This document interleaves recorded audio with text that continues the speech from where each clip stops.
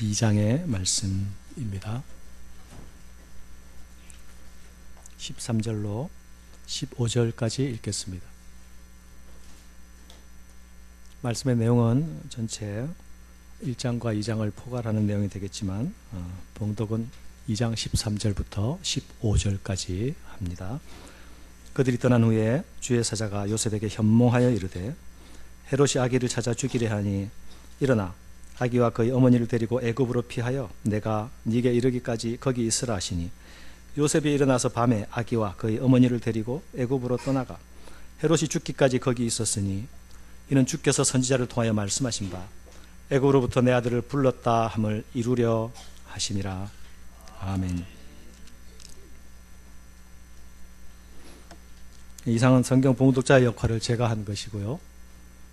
어제 우리가 서로 만났지만 오늘 다시 함께 예배하게 된 전우좌우의 성도님들과 인사를 나누어 주십시오.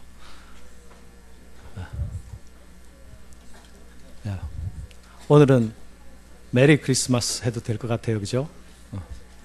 복된 성탄.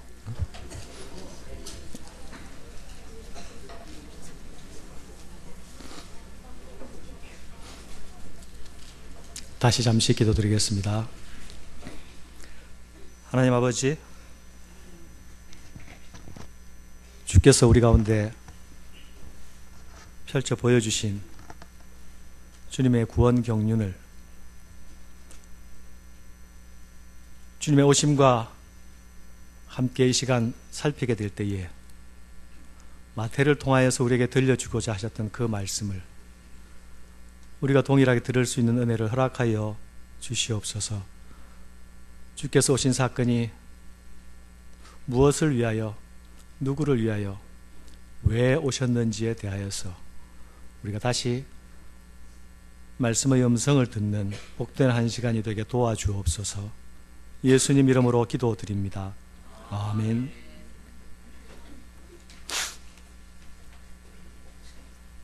네, 또 사인이 들어왔습니다. 네, 기도는 마쳤고 잠시 순서를 가진 다음에 바로 설교를 들어가도록 하겠습니다. 오늘 특별 찬양 순서가 있죠. 네, 우리 찬양 팀의 찬양 먼저 드리고 말씀 나누겠습니다.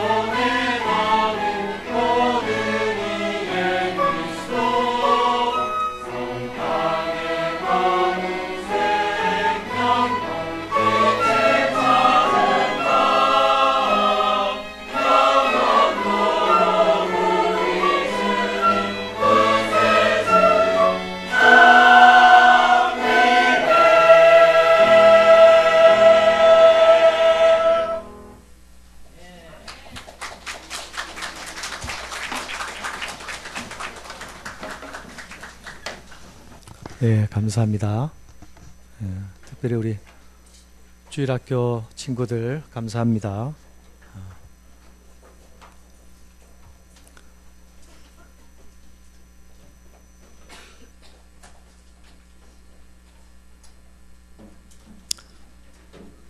어제 새벽까지 안 주무신 부서들이 있죠.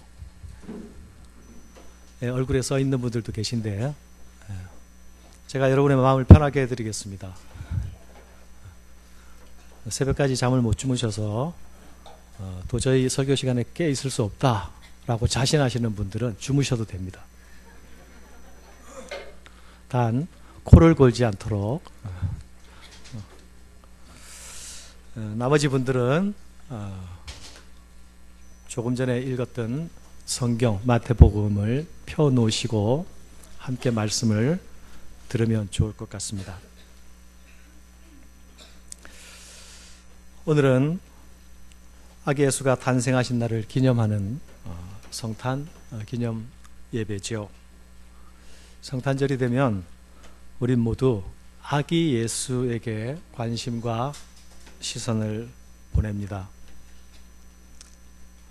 그러나 오늘은 아기 예수가 아니라 예수님이 누구신가에 대한 우리의 시선과 관심을 집중하기를 원합니다.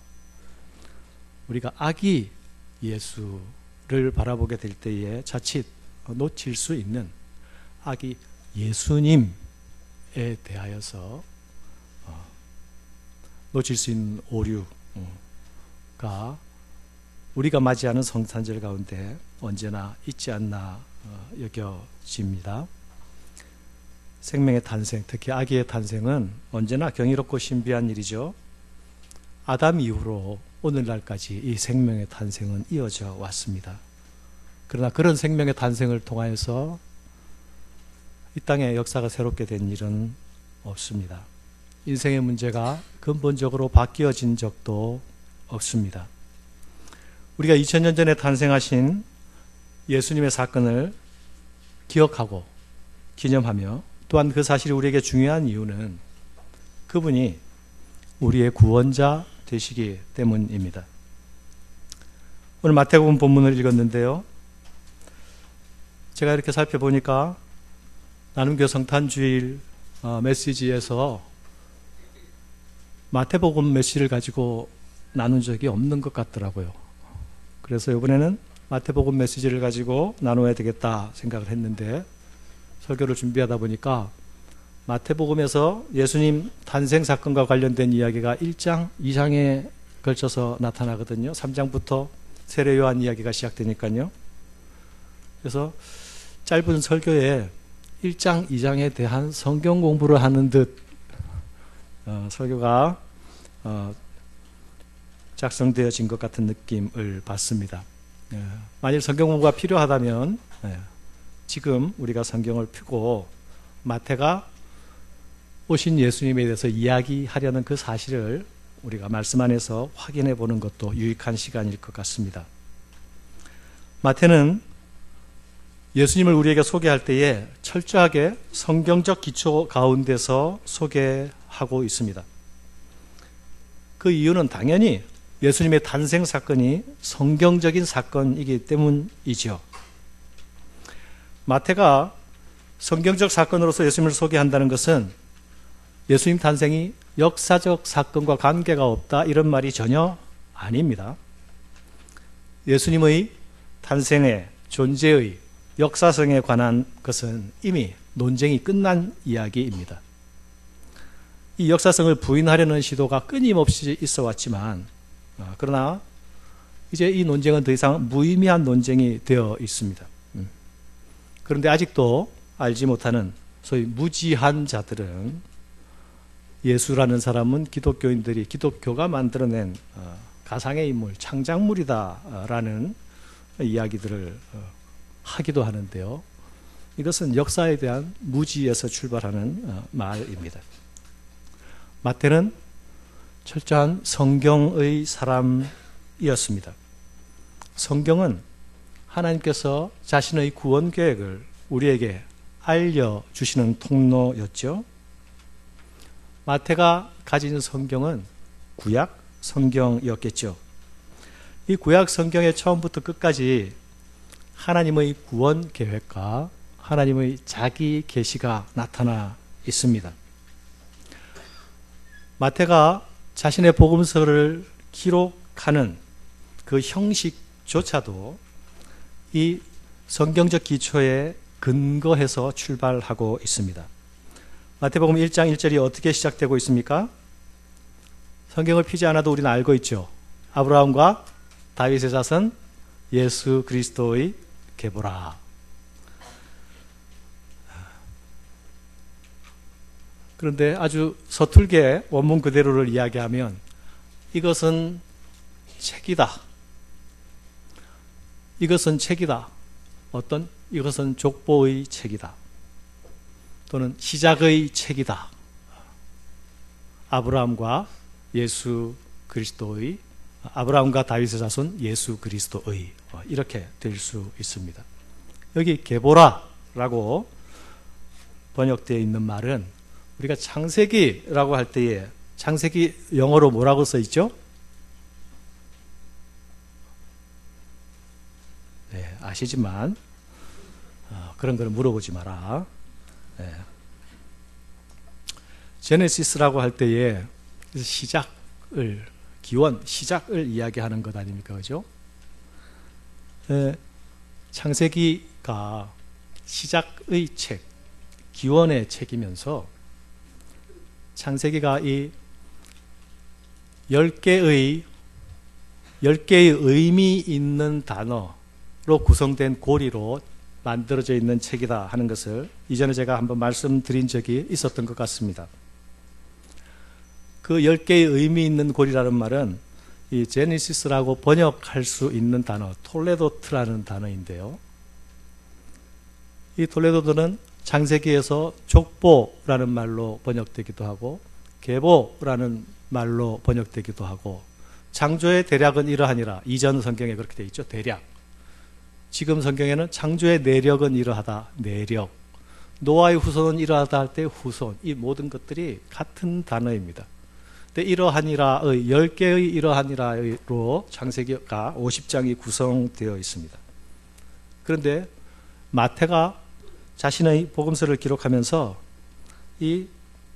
이것은 계보의 책이다 라고 함으로써 시작의 책, 창세기의 형식을 그대로 따르고 있는 것을 알 수 있습니다. 이것이 무엇을 의미할까요? 창세기가 세상의 시작에 대하여서 알려주었던 것처럼 예수 그리스도는 새로운 세상의 시작을 알리시는 분이다. 그분으로부터 새로운 세계가 시작되었다라는 것을 말씀하기 위하여서 이렇게 기록하고 있는 것입니다. 마태는 그 이후로 구원 역사의 줄기 속에서 예수님을 소개하고 있죠. 이것이 시작하자마자 족보로 시작하는 이유입니다. 아담부터 다윗을 통과해서 예수의 아버지 요셉에 이르기까지. 그런데요, 이 족보를 시작하면서 먼저 서언에 예수 그리스도에 대해서 뭐라 말하고 있습니까? 아브라함의 자손, 다윗의 자손으로 예수 그리스도를 소개하고 있죠. 이스라엘에게 아브라함과 다윗은 특별한 의미를 가지죠. 하나님께서도 이 아브라함과 다윗에게 특별한 말씀을 주셨습니다. 아브라함에게 언약의 말씀을 주셨고 다윗에게도 언약의 말씀을 주셨죠. 아브라함에게는 내가 너로 큰 민족을 이루게 하리라.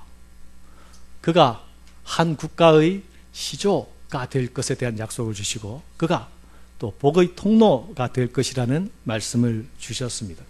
다윗을 통하여서는 어떤 말씀을 주셨습니까? 내 통치가 영원할 것이다 라는 다윗 언약을 주셨죠. 이스라엘에게 있어서 자신들의 국가의 기원자인 이 아브라함과 그리고 자신의 나라를 가장 나라답게 만들었던 이 다윗, 이 두 개를 제외하고 이스라엘의 정체성을 말할 수가 없는 것입니다. 예수님을 소개하면서 이 역사적인 구원 사건의 줄기 가운데서 예수님을 아브라함의 자손이요 다윗의 자손이라고 소개하고 있습니다. 그러면서 바로 아브라함에게 약속하셨던 그 약속의 성취자가 예수 그리스도시요 다윗에게 약속한 영원한 통치가 네 권자에 있을 것이다라고 한 그 약속이 예수 그리스도를 통하여 이루어지고 성취될 것을 말씀하기 위하여 이렇게 출발하고 있는 것입니다. 우리가 알다시피 다윗의 왕권은 영원하지 못했죠. 국가가 어느 순간 모두 문을 닫게 되었습니다. 그렇다면 하나님의 약속이 폐하여진 것입니까? 아니라는 것이 성경의 증언이죠. 이 약속은 연속되고 있고 오실 메시아를 통하여서 그 약속이 완성될 것이라는 것이 선지자의 예언이었고 이제 마태는 그 예언이 이 그리스도를 통하여서 이루어질 것이다 라는 이야기를 하는 것입니다. 그래서 마태는 출발부터 아브라함과 다윗의 자손 예수의 계보라라고 말하지 않고 아브라함과 다윗의 자손 예수 그리스도의 계보라라고 말하고 있는 것입니다.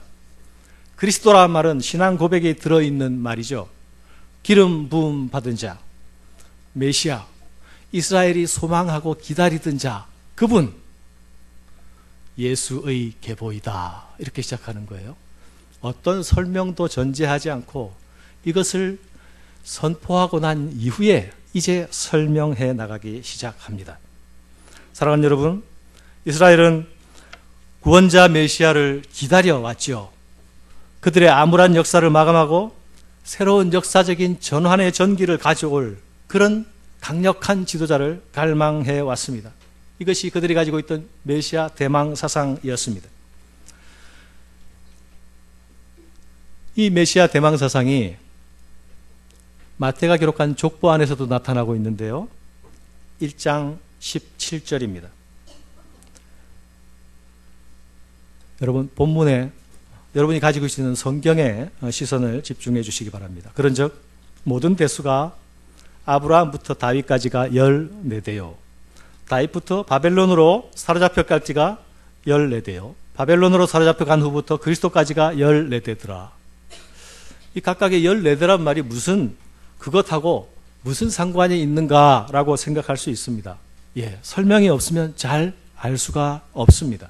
특별히 우리는 이스라엘 사람들처럼, 유대인들처럼 구약에 익숙하지 못했기 때문에 이 14대요, 14대요, 14대요 라고 하는 말이 가지고 있는 함의가 무엇인지 우리를 잘 캐치해낼 수가 없었던 것이죠. 먼저 역사를 14대, 14대, 14대 세 구분을 하고 있죠. 이것이 마태가 이스라엘의 구원 역사를 세 개의 단계로 구분하여 바라보고 있다는 것을 보여주고 있습니다. 그 세 개의 단계는 첫 번 아브라함부터 다윗까지 하나님이 한 사람을 부르셔서 한 온전한 나라로 세우시기까지, 그리고 두 번째 기가 다윗에서 포로로 잡혀갈 때까지, 그 나라가 가장 온전한 상태로 존재하던 때부터 그 나라가 완전히 망가지던 때까지, 그리고 포로기부터 요셉까지, 그때는 망가진 이후로 아직 한 번도 회복의 전기를 마련하지 못하고 완전히 바닥으로 쥐어박고 있는 그런 역사의 흐름을 마태가 지금 알려주고 있는 것이죠. 여기서 14대, 14대, 14대라고 하는 것은 마태가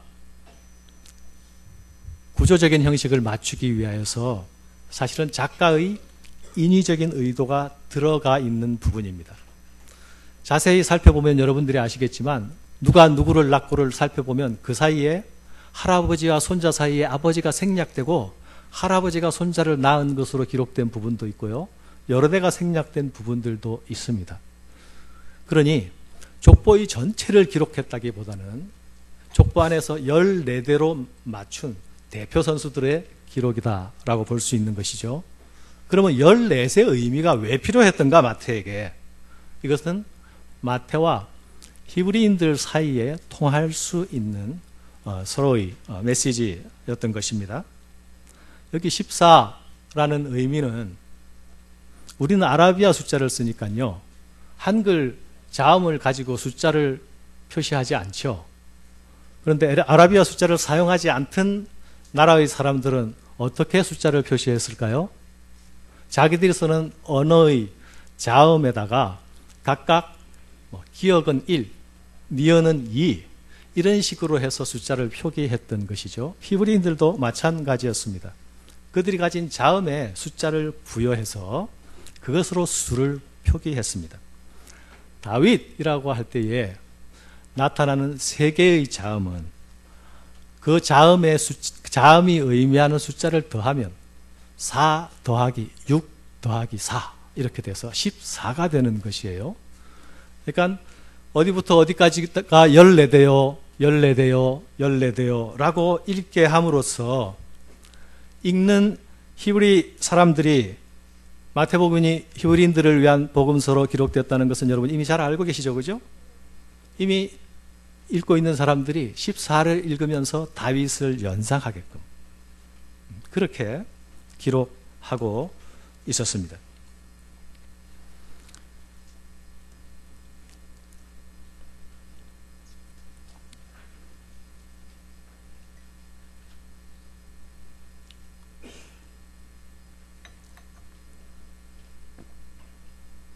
이 세 시대에 각 시대의 변곡점들이 있죠. 첫 시대는 상승기이죠. 아브라함부터 다윗에 이르기까지 한 사람으로 시작해서 한 국가로. 두 번째는 하강기이죠. 이 하강기는 소위 죄와 불순종으로 인해서 언약적 배반의 결과로 심판으로 떨어지는 그런 하강기입니다. 마지막은 땅 밑으로 추락해서 자신들의 존재를 확인할 수 있을까 말까 한 상태로 완전한 저점, 바닥으로 떨어지는 그 최저점의 시대입니다. 이런 바닥의 최저점, 주식하는 사람들은 바닥을 언제 찍는지를 잘 살펴라. 그 중요하다 그러죠, 그죠? 왜냐하면 더 이상 떨어질 이유가 없을 때 사면 손해 볼 일이 없으니까.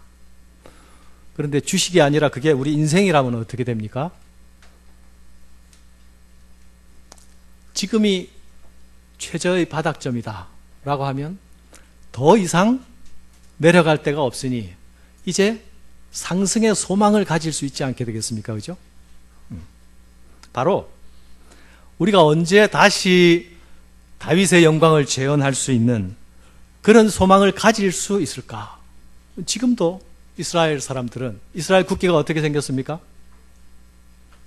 육각형 별로 생겼죠. 그죠? 그것을 다른 말로 다윗의 별이라고 하거든요.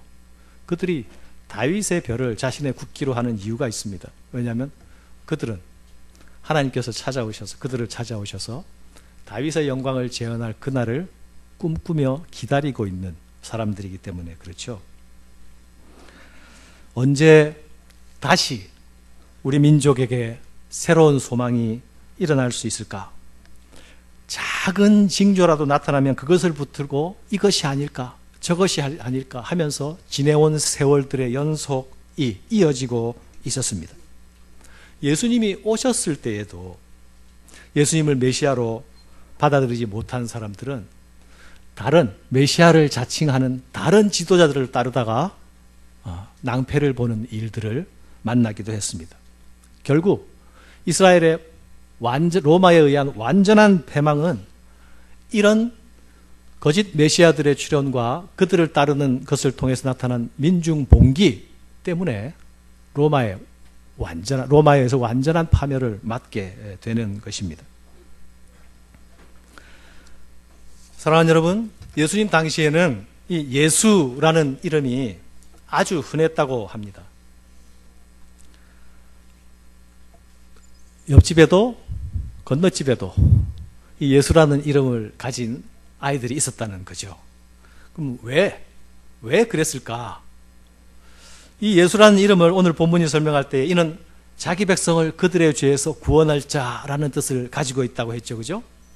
그런데 그들이 왜 자기 자녀에게 이런 이름을 부여하게 되었을까?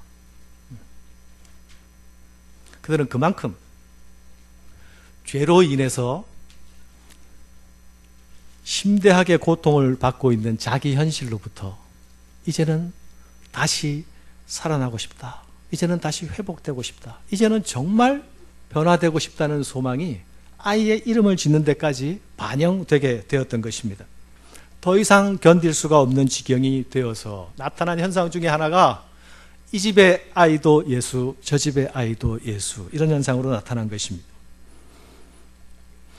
이런 가운데서 마태는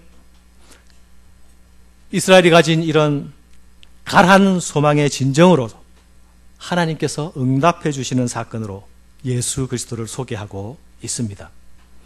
마태복음 1장, 2장은 이 예수 그리스도를 소개하면서 4개의 사건으로 구성되어 있습니다. 첫 번째가 예수님의 족보, 두 번째가 예수님의 탄생, 세 번째가 동방박사의 경배 사건, 네 번째가 애굽으로의 피신 사건입니다. 제목을 얘기하니까 여러분 1장, 2장에 싹 머릿속으로 지나가지요? 네, 안 지나가도 할 수 없습니다. 네. 마태는 예수님의 탄생 사건을 예언의 성취 사건으로 소개하고 있죠. 이 일이 어쩌다가 일어난 일이 아니라 철저한 하나님의 계획과 뜻 가운데서 지금 일어나고 있는 일이다 라는 것이죠. 하나님은 이 일을 이전부터 선지자들을 통해서 미리 말씀해 오셨고, 이제 그 말씀해 오신 것이 바로 지금 성취되고 있다, 이루어지고 있다. 1장과 2장에서 이 이루어졌다, 이루려 함이라 라는 말이 4번이나 반복되어서 나타납니다. 모든 일이 된 것은 주께서 선지자로 하신 말씀을 이루려 하심이니. 사랑하는 여러분, 하나님은 약속하시고 또 그 약속하신 것을 이루시는 분이십니다. 하나님의 약속은 하나님의 구원 계획 가운데서 우리에게 나타나고 있죠. 하나님의 구원과 하나님의 약속은 우리를 사랑하시는 하나님의 사랑 때문에 주어지는 약속입니다. 이 하나님의 약속은 처음 에덴 동산에서 범죄하고 실패한 그 현장에서부터 주어졌습니다. 죄로 인한 실패는 그 죄의 결과로 낙원에서의 추방이라는 결과를 맞이하게 되지만, 그런 상황에서도 하나님은 창세기 3장 15절에 구원의 약속을 주십니다. 그것이 무엇입니까? 원시 복음이라고 말씀하는 그것이죠. 내가 너로 여자와 원수가 되게 하고 내 후손도 여자의 후손과 원수가 되게 하리니 여자의 후손은 내 머리를 상하게 할 것이요 너는 그 발꿈치를 상하게 할 것이라. 하나님의 구원 사건을 실제로 역사 속에서 시작하시면서 창세기 12장에서 아브라함을 부르시죠. 한 사람을 부르시는 것으로 구원의 역사를 시작하십니다. 그리고 그 한 사람을 향해서 내가 너로 큰 민족을 이루겠다 약속하시죠. 그 한 사람을 통해서 내가 너를 복의 통로로 삼으시겠다 말씀하셨죠. 이 말씀을 주실 때에도 하나님은 아브라함 자신이 이 약속을 받을 만한 어떤 근거나 조건을 가지지 못한 상태에서 그냥 주신 약속입니다. 하나님께서 다윗에게 네 나라가 내 앞에서 영원할 것이다 말씀하셨습니다. 네 위가 영원히 끊이지 않을 것이다 말씀하셨습니다. 그러나 국가 이스라엘은 영원하지 못했죠. 나라는 멸망하고 민족만 남은 상태, 고국 땅으로 돌아오긴 했지만 스스로의 주권을 가지지 못한 상태, 이방의 지배를 연속적으로 받고 있었습니다. 돌아왔는데 돌아온 것이 아닌, 구원을 받은 것 같은데 아직 구원이 이루어지지 않은 어정쩡한 상태의 연속이었습니다. 이 모든 것의 이유가 무엇입니까? 성경은 죄 때문이라고 말하고 있죠. 언약적 불순종이라고 말하고 있습니다. 에덴에서의 추방도 죄 때문이었죠.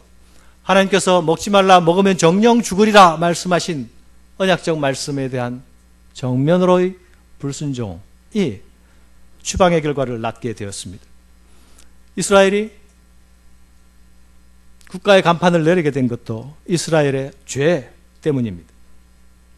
이것은 하나님께서 그 구원 역사 가운데서 실패의 역사를 통해서 우리에게 보여주시는 교훈이고 가르침입니다. 하나님은 언약적 관계로 우리를 부르시고 우리는 그 언약 관계 속에서 반응하는 존재가 되어야 되는데, 그 언약적 관계에 실패할 때에 하나님의 부르심에 온전히 도달할 수 없다라는 것이죠. 그 도달할 수 없게 만드는 것이 무엇이라고요? 죄라고요. 죄를 가지고 죄와 함께는 하나님이 원하는 자리로 갈 수 없다고요. 이것을 해결하지 않으면 하나님이 우리를 너는 나의 백성이 되고 나는 너의 하나님이 될 것이라고 말씀하신 그 약속 안으로 우리가 들어갈 수 없다고요.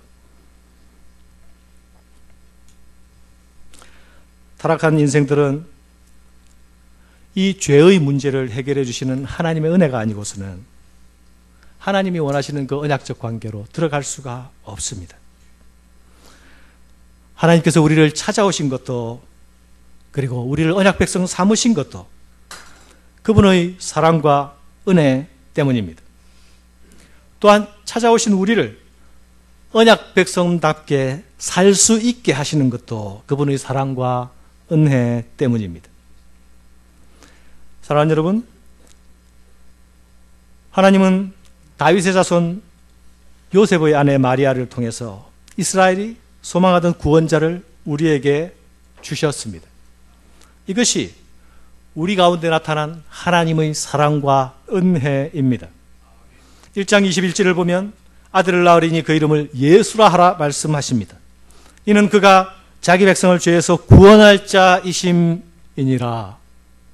자기 백성을 죄에서 구원할 자이심이니라.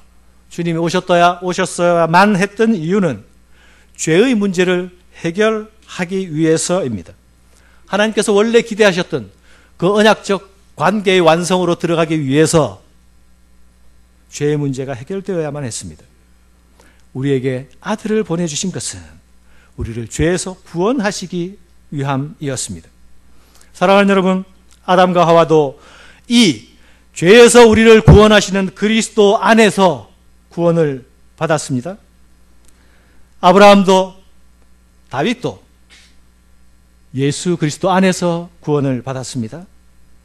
우리가 지난번에 살펴본 스가랴의 말씀, 대제사장 여호수아가 더러운 옷이 벗겨지고 아름다운 새 옷으로 입혀질 수 있게 된 것도 하나님의 아들 예수 그리스도 안에서만 가능해지는 일이었습니다.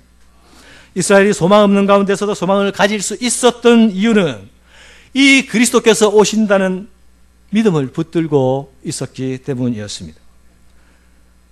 사랑하는 여러분, 죄는 하나님과의 관계를 파괴하고 사람과의 관계도 파괴합니다.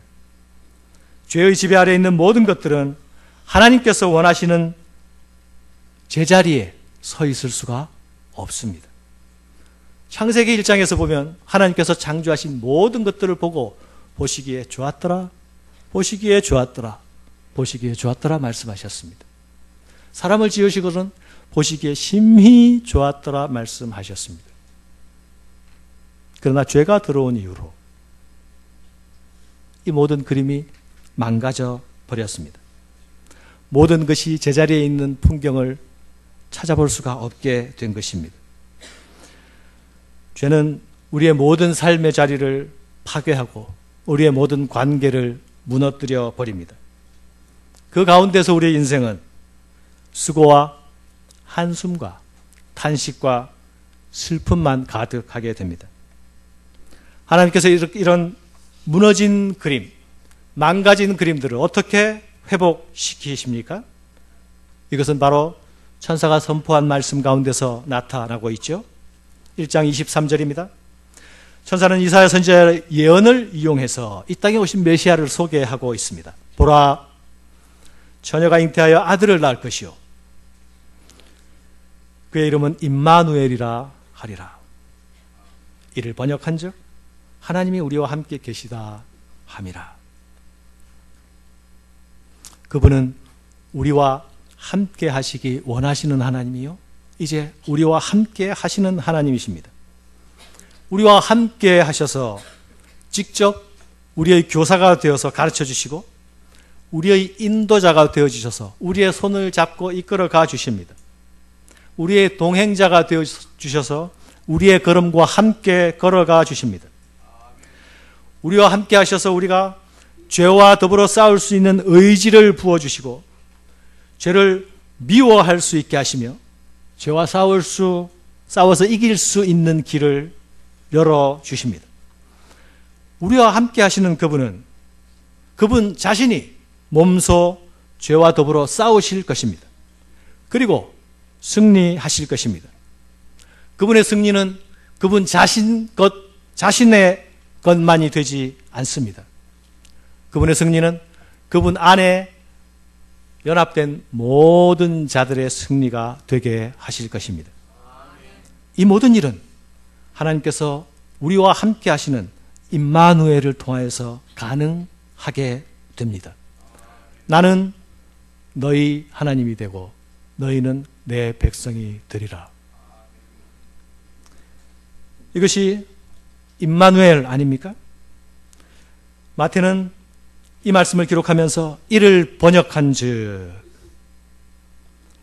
이는 하나님이 우리와 함께 계시다 함이라.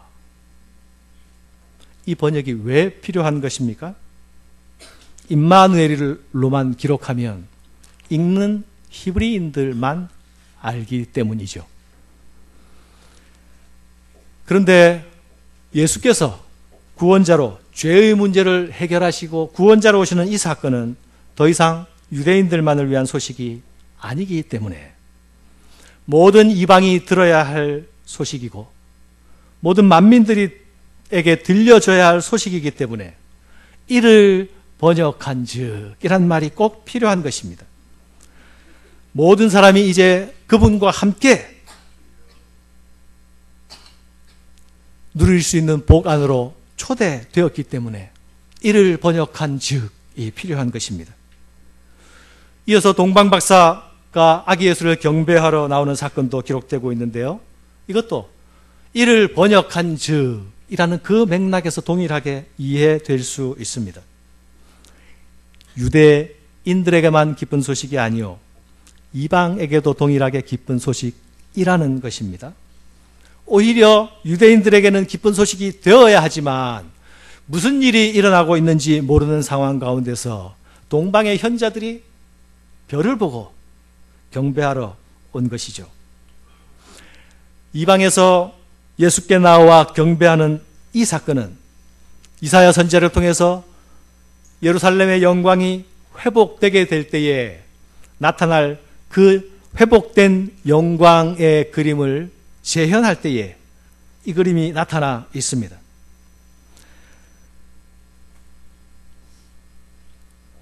이사야 60장 말씀에 일어나라 빛을 발하라 이는 내 빛이 이르렀고 여호와의 영광이 내 위에 임하였음이라 로 시작되고 있습니다. 3절에 보면 나라들은 네 빛으로 왕들은 비치는 내 광명으로 나아오리라. 6절로 가면 스바 사람들은 다 금과 유황을 가지고 와서 여호와의 찬송을 전파할 것이며 동방 박사들이 가지고 온 경배의 예물이 무엇이었죠? 황금과 유황과 모략이었죠. 마태가 그 경배의 예물들을 꼬치꼬치 기록해 놓은 것은 바로 예언자들이 예언한 예루살렘의 영광이 회복되고 성취되는 그날에 이루어질 사건을 염두에 두고 있기 때문에 그들이 가져온 것이 무엇이 있는지를 보도해 주고 있는 것입니다.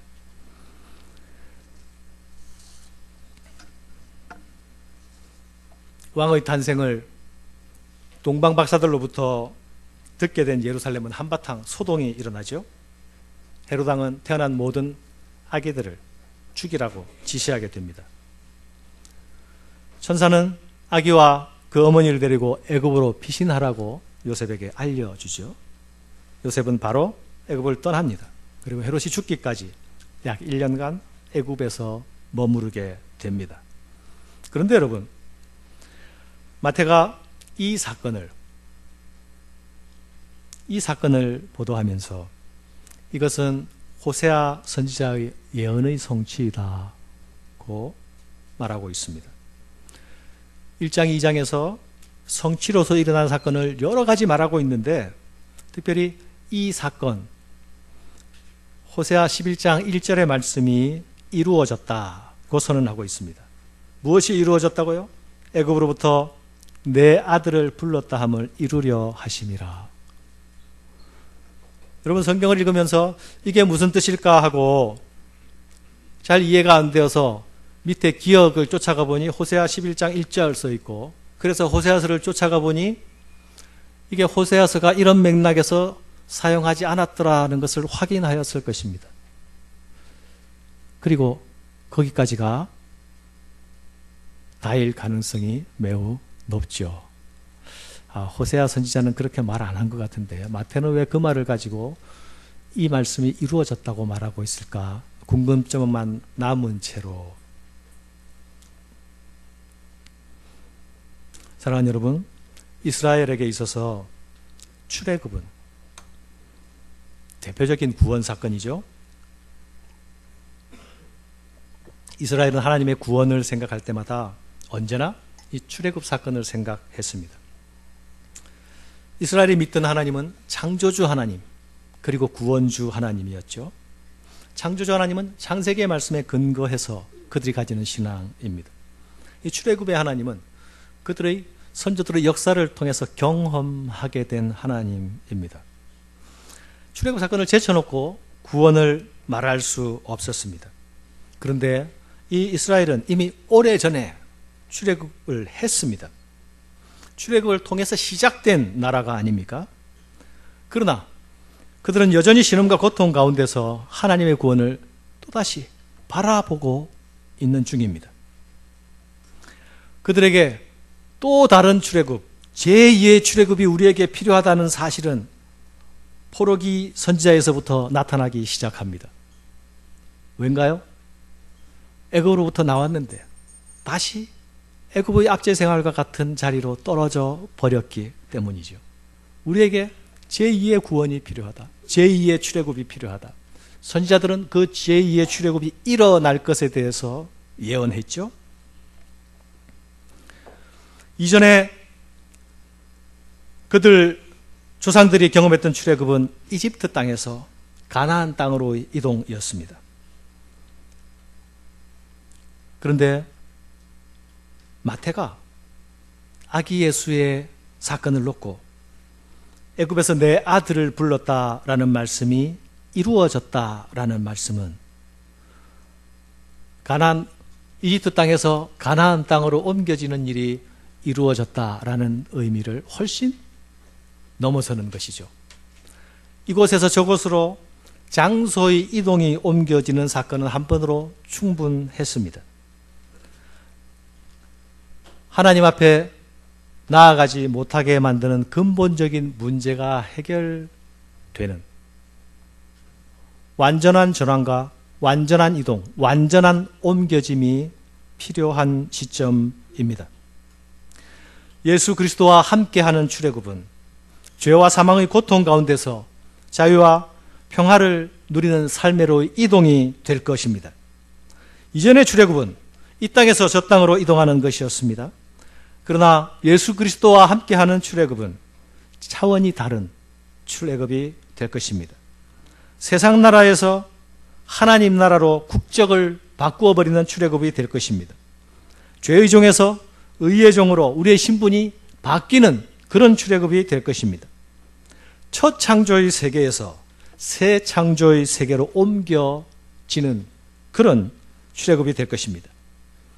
이전에는 내가 원하던 것, 내가 기뻐하던 것만 하고 살았지만 이제는 하나님이 기뻐하실 것인지를 무엇인가 생각하고 찾아서 행하는 그런 삶의 자리로 전환되어지는 그런 출애굽이 될 것입니다. 그리스도 안에서 일어난 출애굽의 구원 사건을 에베소서에서는 이렇게 말하고 있습니다. 허물로 죽은 우리를 그리스도와 함께 살리셨고 또 함께 일으키사 그리스도 예수 안에서 함께 하늘에 앉히시니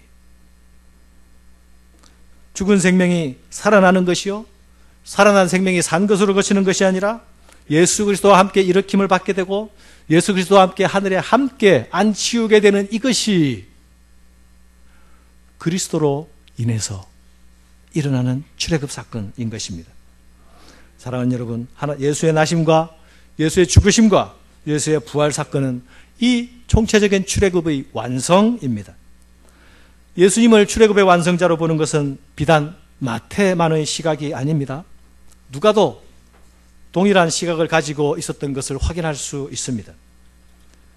마태도 누가도 그런 시각을 가졌다는 것은 이것이 성경적인 시각이라는 것을 말하는 것이죠. 누가복음 9장에 보면 변화산 사건이 나타납니다. 예수님이 베드로와 야고보와 요한을 데리고 기도하러 올라가셨을 때에 예수님의 용모가 영광스러운 용모로 변화되는 일이 일어났죠. 여기서 천상의 존재가 등장합니다. 누구죠? 모세와 엘리야가 나타났습니다.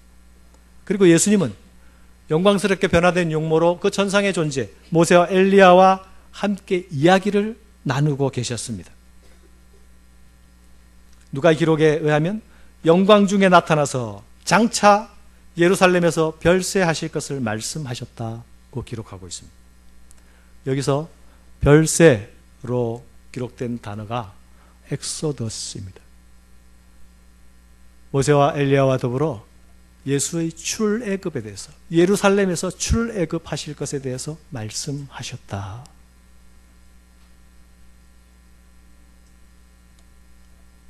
예수님은 우리의 출애굽의 선구자요, 출애굽의 인도자요, 출애굽의 완성자이십니다.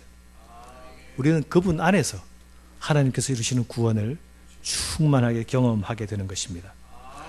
애굽에서 내 아들을 불렀다라는 말씀을 호세아 선지자가 사용할 때에는 이전에 있었던 과거의 구원 사건을 지칭하는 것이었습니다.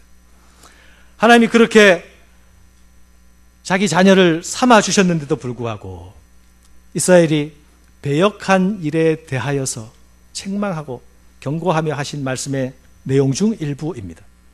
그래서 얼른 보면 서로 상관관계가, 마태가 인용한 것과 상관관계가 잘 연결되지 않습니다. 어렵습니다. 그러나 호세아서를 잘 살펴보면 호세아가 출애굽 사건을 단순히 과거 사건으로만 생각하고 있지 않다는 것을 알 수 있습니다. 배역하고 회개하지 않는 이스라엘이 계속 죄악을 고집하고 계속 회개를 거부한다면 이스라엘이 이방의 통치 가운데로, 아수르의 지배 가운데로 떨어지게 될 것이다. 애굽에서의 노예의 삶과 같은 자리로 되돌아갈 것이다 고 말씀하고 있기 때문입니다.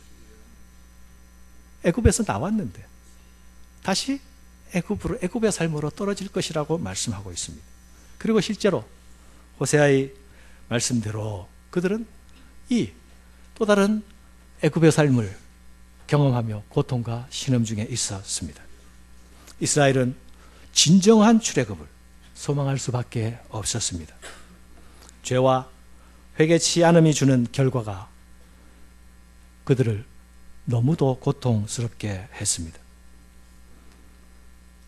역사적으로는 아수르의 통치에서 바벨론의 통치로, 다시 바벨론의 통치에서 페르시아의 통치로, 페르시아의 통치에서 헬라 제국의 통치로, 헬라 제국에서 로마의 통치로, 주변에 제국의 변천사와 함께 이스라엘은 계속 그들의 목줄을 주변 나라에 맡기고 주변 강국들이 그들의 목줄을 잡고 개처럼 끌고 다녔던 것입니다. 이런 역사적 상황 속에서 이스라엘의 민족적 자존심과 정체성은 짓밟혀져 있었습니다. 이 짓밟힘 가운데 소망이 간절해졌고 메시아 오심에 대한 기대는 더 커갔습니다. 그런 상황 가운데 마태는 예수 탄생의 사건을 소개하면서 옛 출애굽 사건이 이제 완성되었다, 이루어졌다고 말씀하고 있는 것입니다. 마지막으로 내 아들이라는 말을 생각해 보고 마치겠습니다. 하나님은 이스라엘을 내 아들이라 말씀하셨습니다. 이스라엘, 국가 이스라엘을 향하여 내 아들이라 말씀하셨습니다. 출애굽기에서 그렇게 말씀하셨고 선지자들이 또한 계속 그 말씀을 사용했습니다. 그런데 마태는 태어나신 아기 예수 한 분에게 내 아들이란 말을 적용시킵니다.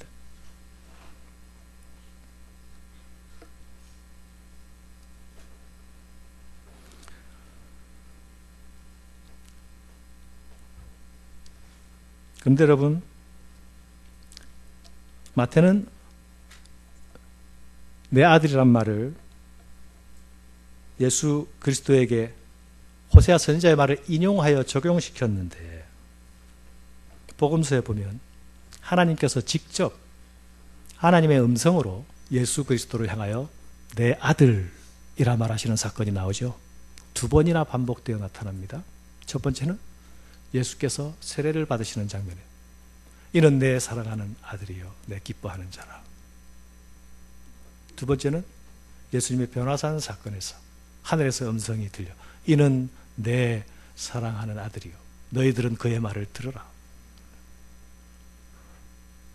하나님께서 내 아들임을 확증시켜 주십니다. 하늘의 음성을 통하여 그리 하셨습니다. 그런데 여러분, 어떻게 한 사람이 이스라엘 전체와 같을 수가, 이퀄 관계가 될 수 있겠습니까? 한 개인은 어떤 나라를 대표하는 자격을 부여받고 그 대표자의 구실을 할 수 있습니다. 대통령이 그럴 수 있고요. 국가대표 선수가 그럴 수 있습니다. 그러나 대통령 이꼴 대한민국은 아니죠. 국가대표 선수 마크를 단 사람 이꼴 대한민국은 아니잖아요.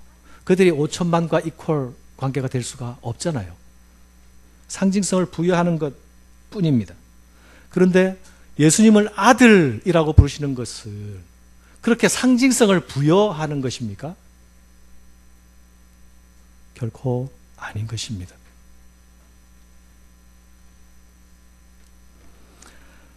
예수님은 그 아들이 하나님의 아들이시기 때문에 예수님이라는 신분이 우리와 특별히 다른 것은 그분의 신적 신분이 하나님의 아들로서의 신분을 가지고 계시기 때문에 그가 이스라엘과 이퀄 관계에도 충분히 남음이 있고 온 전체 인류와 이퀄 관계에서도 충분히 남음이 있는 그런 인격이 예수 그리스도 안에 있으신 것입니다.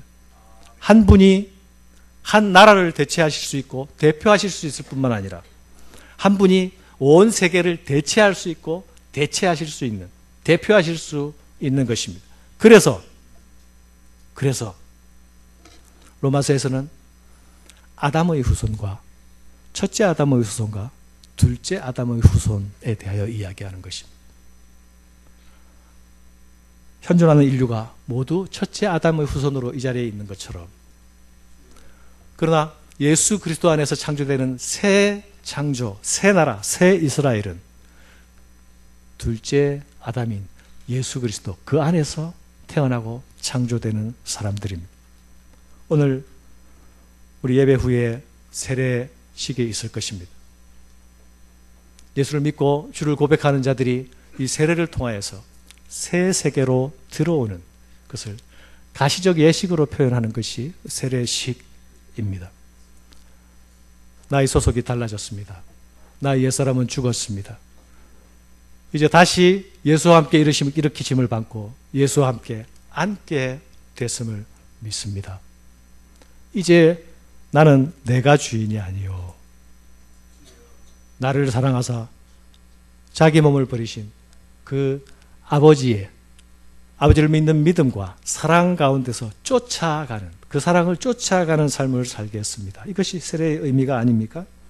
이 의미가 가능하게 된 것도 오신 예수 그리스도가 이스라엘을 대체하고도 남을 충분한 자격을 가진 이 땅에 오신 하나님이기 때문에 가능한 것입니다. 사랑하는 여러분, 우리는 모두 이 성자 하나님, 이위이신 하나님 안에서 구원을 받은 사람들이 아닙니까? 아담도 그렇게 구원을 받았고 모세도 아브라함도 다윗도 모두 그렇게 구원을 받았습니다. 앞으로 오고 오는 모든 인생들이 그분 안에서 구원을 받을 것입니다. 말씀을 맺습니다. 우리를 죄에서 구원할 자로 오신 그분을 찬양합시다. 아들을 낳으리니 그 이름을 예수라 하라. 이는 그가 자기 백성을 그들의 죄에서 구원할 자임이라. 사도행전에서는 베드로가 성령 강림 후 누구든지 예수의 이름을 부른 자는 구원을 받을 것이다 선포했습니다. 오라 나는 공고한 사람이로다. 누가 나를 죄와 사망의 몸에서 건져낼고 죄의 눌림으로 탄식하는 사람들은 예수 이름 앞으로 나와야 합니다. 세상의 억압 속에서 진정한 자유를 갈망하며 목마르고 애타는 자들은 예수 이름으로 나와야 합니다. 세상 가운데서 소망을 잃어버린 가난한 자들도 예수 앞으로 나와야 합니다. 파괴된 관계 속에서 지금 현재 지옥의 삶을 경험하고 있는 사람들도 다시 예수 앞으로 나와야 합니다. 애굽이 주는 사치와 향락에 젖어서 내가 거할 곳이 진정 어디인지 잊은 자들도 다시 예수의 이름 앞으로 나와야 합니다. 이 모든 결박에서 우리를 풀어주시고 포로된 자에게 자유를 주시기 위해서 세상의 눈먼 자들에게 다시 보게 함을 위하여서 눌린 자들을 자유롭게 하기 위하여서 하나님의 아들을 세상에 보내셨습니다. 그분만이 우리를 진정한 본향으로 인도하실 분이십니다. 우리는 그분 안에서만이 모든 것이 제대로 있는 풍경을 만들어낼 수 있습니다.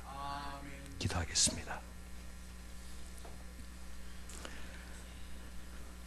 하나님 아버지, 아들 우리에게 주신 그 큰 일을 우리가 생각하며 살피고 묵상할 때에 하나님 우리와 함께하여 주셔서 주께서 제시하신 구원의 방도가 우리에게 여전히 기쁨이 되며 여전히 소망이 되며 여전히 우리의 살 이유가 되는 그런 살아있는 힘으로 작동할 수 있도록 성령께서 역사하여 주시옵소서. 주의 오심을 생각하는 모든 사람들의 마음속에 아들을 보내신 아버지의 마음을 부어주셔서 우리가 그 마음 가운데 충만히 거하는 한날 되게 도와주시옵소서. 예수님 이름으로 기도합니다. 아멘.